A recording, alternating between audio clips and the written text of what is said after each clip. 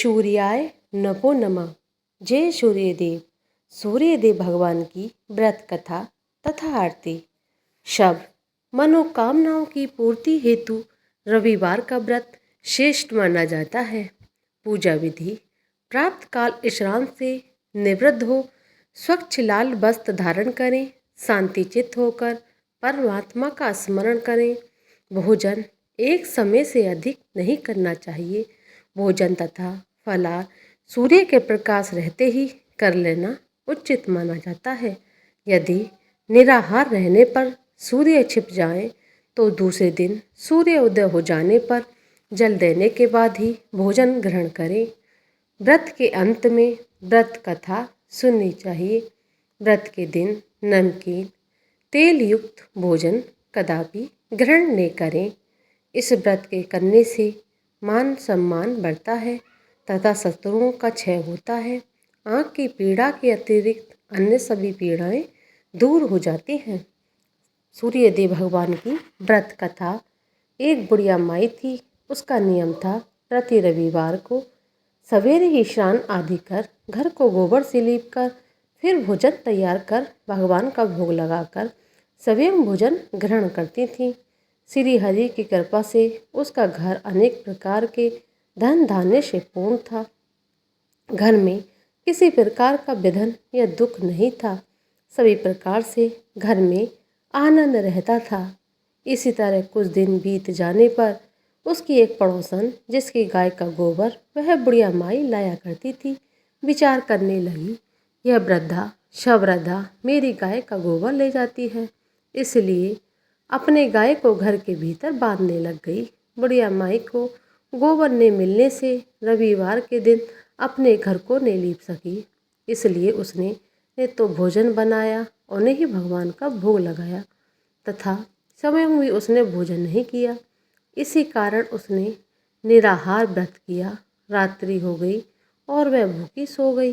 रात्रि में भगवान ने उसे सपने दिया और भोजन नहीं बनाने का भोग नहीं लगाने का कारण पूछा। बुढ़िया माई ने गोबर नहीं मिलने का कारण सुनाया।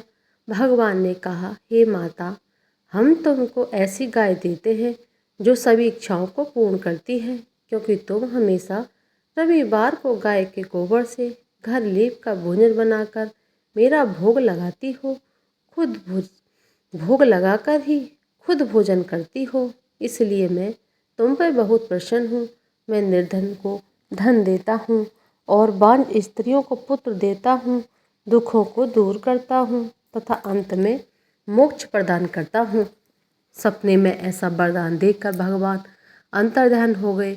सब बुढ़िया की आँख खुली तो देखती है कि आंगन में एक अति सुंदर गाय का बछड़ा बंधे हुए हैं। वह गाय के बछड़े को देखकर अत्यंत प्रसन्न हुई और उसको घर के बाहर बांध दिया। वहीं खाने का चारा भी डाल दिया। जब उसकी पड़ोसन बुढ़िया माई ने घर के बाहर एक अति सुंदर गाय और बछड़े को बना देखा तो देश के कारण उसका हृदय जल उठा और उसने देखा कि गाय ने सोने का गोबर किया है, तो वह उस गाय का गोबर ले गई और अपनी गाय का गोबर उसकी जगह पर रख गई। वह प्रतिदिन ऐसा ही करती रही। सीधी सादी बुढ़िया माई को इसकी कोई खबर नहीं होने दी। तभी सर्वव्यापी ईश्वर ने सोचा, चालाक पड़ोसन के कर्म से बुढ़िया माई ठगी जा रही है, तो ईश्वर ने संध्या के समय अपनी माया से बड़े जोर से आंधी चला दी। बुढ़िया माई ने आंधी की भय से अपनी गाय को घर के अंदर बांध लिया। प्रातःकाल जब बुढ़िया माई ने देखा कि गाय ने सोने का गोबर दिया है तो उसके आश्चर्य की सीमा नहीं रही और प्रतिदिन गाय को घर के भीतर बांधने लग गई।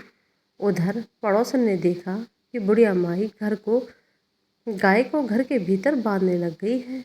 उसके सोने का गोबर उठाने का दाम नहीं चलता। वह ईश्वर ढाई से जल उठी। कुछ उपाय ने देख पड़ोसन ने उस देश के राजा को सभी सभा में जाकर कहा, महाराज, मेरे पड़ोस में एक वृद्धा के पास ऐसी गाय है जो नित्य सोने का गोबर देती है। आप उस सोने से प्रजा का पालन करिए, वह वृद्धा इतने सोने का क्या करेगी। राजा ने यह बात सुन अपने दूतों को बुढ़िया माई के घर से गऊ लाने की आज्ञा दी। बुढ़िया माई प्राप्त ईश्वर का भोग लगाकर भोजन ग्रहण करने ही जा रही थी कि राजा के कर्मचारी गाय को खोलकर ले गए। बुढ़िया माई काफ़ी रोई चिल्लाई, किंतु कर्मचारी के समक्ष कोई क्या कहता। उस दिन बुढ़िया माई गाय के वियोग में भोजन नहीं खा सकी। रात भर रो रो कर ईश्वर से गाय को पुण्य पाने के लिए प्रार्थना करती रही। उधर राजा गाय को देखकर बहुत प्रसन्न हुए, लेकिन सुबह जैसे ही वह उठा तो सारा महल में गोबर भरा दिखाई देने लगा। राजा ये सब देखकर घबरा गया।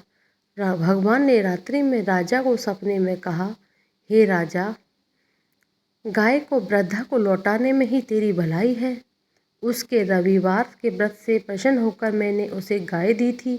प्राप्त काल होते ही राजा ने वृद्धा को बुलाकर बहुत से धन के साथ सम्मान सहित गाय का बछड़ा लौटा दिया। उसके पड़ोसन को बुलवाकर उचित दंड दिया। इतना करने के बाद ही राजा के महल से गंदगी दूर हो गई। उसी दिन से राजा ने नगरवासियों को आदेश दिया कि राज्य की समृद्धि तथा अपनी समस्त मनोकामनाओं की पूर्ति के लिए रविवार का व्रत रखा करो। व्रत करने नगर के लोग सुखी जीवन व्यतीत करने लगे। कोई भी बीमारी तथा प्रगति का प्रकोप उस नगर पर नहीं होता था। सारी प्रजा सुखी पूर्वक रहने लगी। बोली सूर्य नारायण भगवान की जय। सूर्यदेव भगवान की आरती। कहो लागी आरती दास करेंगे, सकल जाकी ज्योति विराजे। सात समुंदर जाके चरणानी बसे, कहा भयो जल कुंभ भरे हो राम।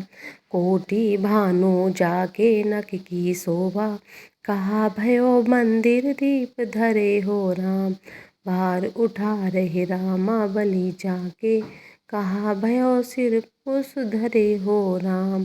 56 भोग जाके नित प्रति लागे, कहा भयो ने वेद धरे हो राम।